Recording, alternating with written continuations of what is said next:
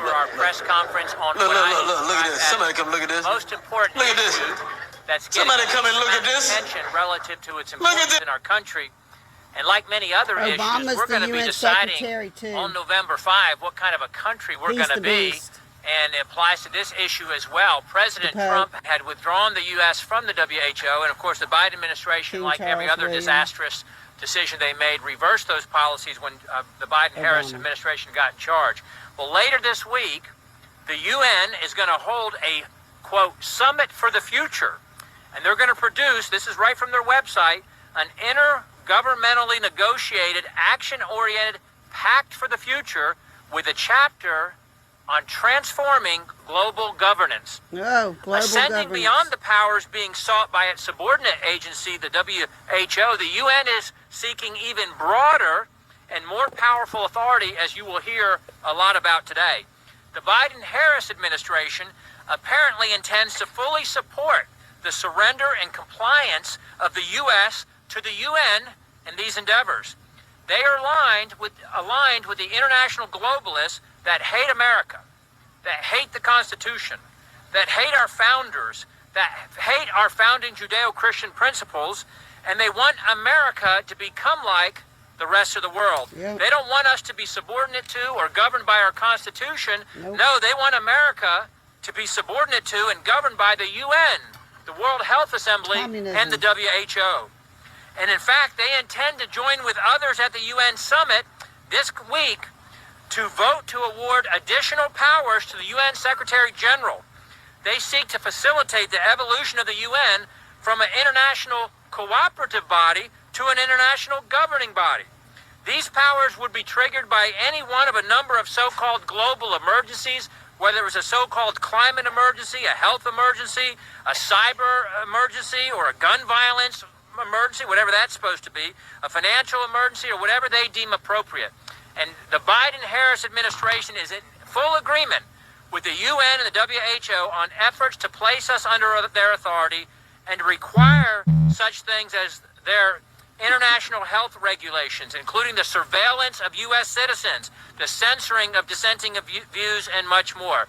The American people didn't vote for this, and they don't support this, and it's up to the people's representatives, that's us gathered here today, to have a responsibility to expose this and to reject this. The U.S. should defund the WHO again. We should withdraw from the WHO. Any agreements with the WHO or the UN should require Senate approval or disapproval. And a bipartisan House majority voted to require Senate approval just last week with Tom Tiffany's bill on the House floor. So I'm proud to be joined here by my House colleagues and others who are appropriately concerned and educated, informed, and leading on this issue. Again, this is the most important issue that's getting the least amount of attention relative to its importance and its impact on our country and on the American people. And with that, I yield to the gentleman from South Carolina, Ralph Norman. Thank you, Congressman Good. I want to thank Frank Gaffney, Tony Perkins, all my colleagues for taking a lead role in this. As Congressman Good said, this is probably, other than our financial crisis this country's in, the most important issue to call attention to. The Summit of the Future will happen on September 22nd, 23rd. And folks, what that will do is cede America's authority, America's sovereignty to basically China. China is defined as a developing country. It is the number 2 economy behind America. It's not developing. It will cede our decision-making ability to China. That's what you need to know. Let me read out what the Secretary General, Antonio Guterres, his policy brief 2, issued on March of 2023. I propose that the General Assembly provide the Secretary General and the United Nations system with a standing authority to convene and operationalize automatically an emergency platform in the event of a future complex global shock of sufficient scale. Guess who determines that? The World Health Organization. It reveals in their definition a possible global shock, including large-scale climate or environmental events, determined by who? The Secretary General. Future pandemics. We all endured what the problem we had with the latest virus. high-impact events involving a biological agent determined by who? The World Health Organization. Disruption of global flows of goods determined by who? Not America, but the WHO under the Secretary General. Not only that, it requires a 5% payment by the United States every year of our total medical dollars spent, which are in the trillions. Bottom line, we cannot let this go. This is a top-line issue that America must be made aware of. It's got to go through the Senate where it requires 60 votes. And we're going to fight to make sure all Americans know what's happening and stop it dead in its tracks. The WHO needs to be defunded, needs to be we need to do away with it, and America get out of it. I now call on Frank Gaffney with the Sovereignty Coalition. Thank you, Congressman. Thank you to all of those present. I wanted to most especially thank those who voted last week for H.R. 1425, which did exactly what Congressman Norman just talked about. Requires the United States Senate to advise and, I hope, dissent on the kind of surrender of our sovereignty to global government that is envisioned both with respect to the World Health Organization and with respect now to the UN. That's, make no mistake about it, the agenda of the UN Summit of the Future. That is unmistakably what they hope to put in train with their so-called Pact of the Future. And the thing that is absolutely infuriating about all of this is not only, as these gentlemen have said, this is really important.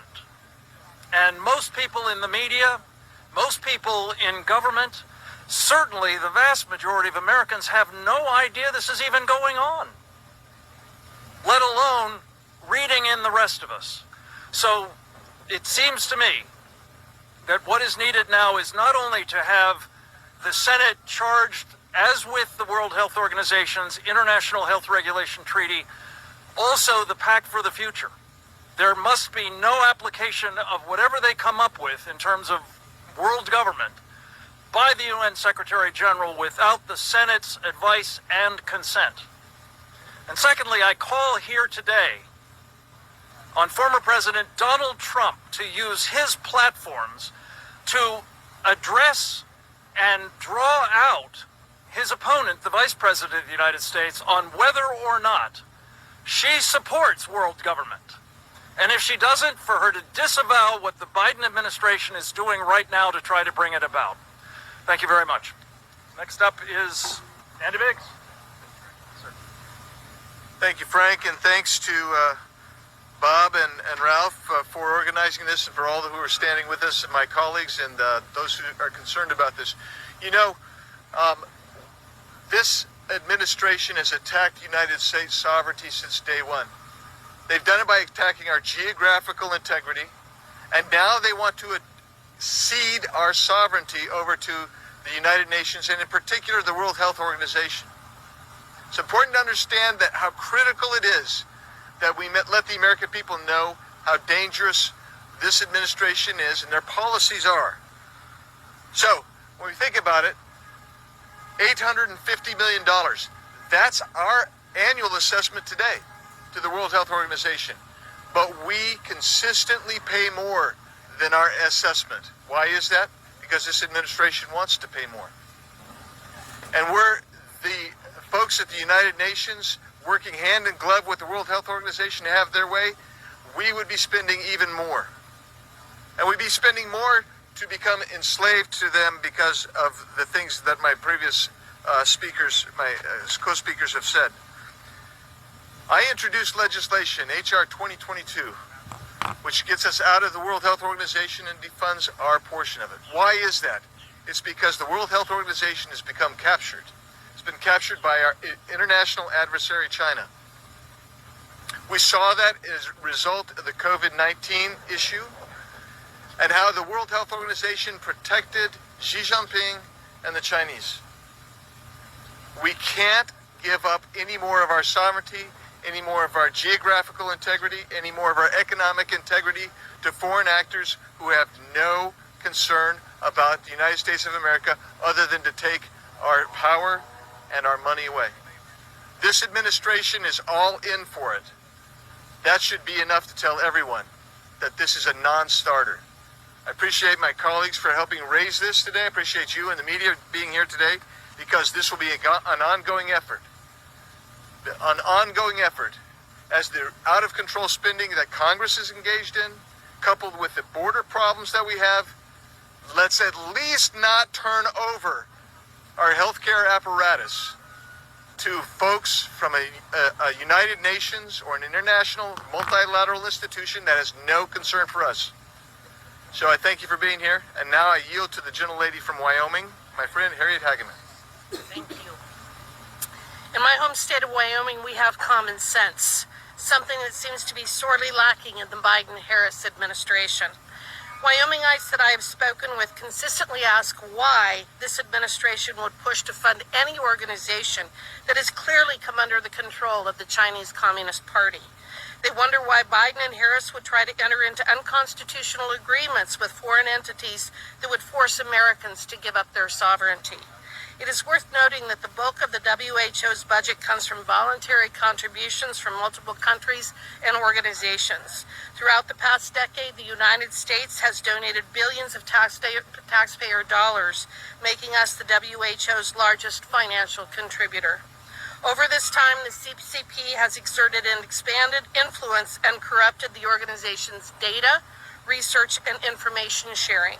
Despite its abject failure, the organization is seeking greater control and greater funding while continuing to block legitimate investigations into the origins of COVID-19. On June 1st, the accord that amended the international health regulations was adopted by the World Health Assembly. While there are many concerning aspects of this accord, with its ceding of our sovereignty being at the top of the list, it obligates member states to address misinformation and disinformation. The result would be something that we have become all too familiar with under this administration: mandating, censoring, and sanctioning of speech and other actions that are at odds with the WHO Director General's deliberations. Of course, this is a clear violation of our constitutional rights, but Biden and Harris have never cared much for those.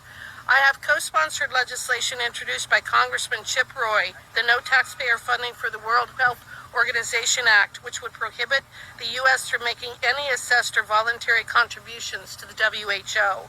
International law does not trump the Constitution. Biden and Harris may be compromised by the CCP, but they cannot force Americans to follow laws and regulations not passed by our own federal government. Thank you, and with that, I cede to Ronnie Jackson. Thank you. Well, I'd just like to start by saying, as a physician who's followed the WHO for many years now, in my time in government, during 3 presidential administrations, and now as my time as a member of Congress, I can tell you that the WHO in particular and the UN in general do not represent what's best for this country. In fact, they do everything they can to undermine us and defeat us. Look at what happened during COVID as a perfect example. During COVID, they lied to us, and they worked with China to cover up the origins of COVID. You have to ask yourself, do you really want, next time this happens, for the WHO to decide how taxpayer dollars in this country are spent, to decide what resources we are and are not eligible for, despite the fact that we overwhelmingly fund their operations? That's what you're asking. That's what you're going to get. And as my colleague, Mr. Good, pointed out, they can define an emergency in any way they want. And believe me, it will be creative, and it won't be a healthcare crisis again next time. It'll be something related to the climate or gun control or some other woke agenda that they have on their radar. This IHR treaty is nothing more than a redistribution of wealth and government control via global governance. This fits right into the communist and socialist ideology that defines today's Democrat Party in this country. Kamala Harris, Joe Biden, and their administration would like nothing more than to pass their responsibility to protect this country's health and livelihood to another country, many of which do not appreciate the United States, do not like the United States, and many of which are hostile to the United States. They would love nothing more than to pass this responsibility to these countries. I am a firm believer that from this point forward, we should never give another penny to the World Health Organization. They have not represented us well. They never have, and they never will. They are not an ally to this country. They are not an asset to this country. We should not be paying hard-earned taxpayer dollars for their efforts. Well, thank you for being here today.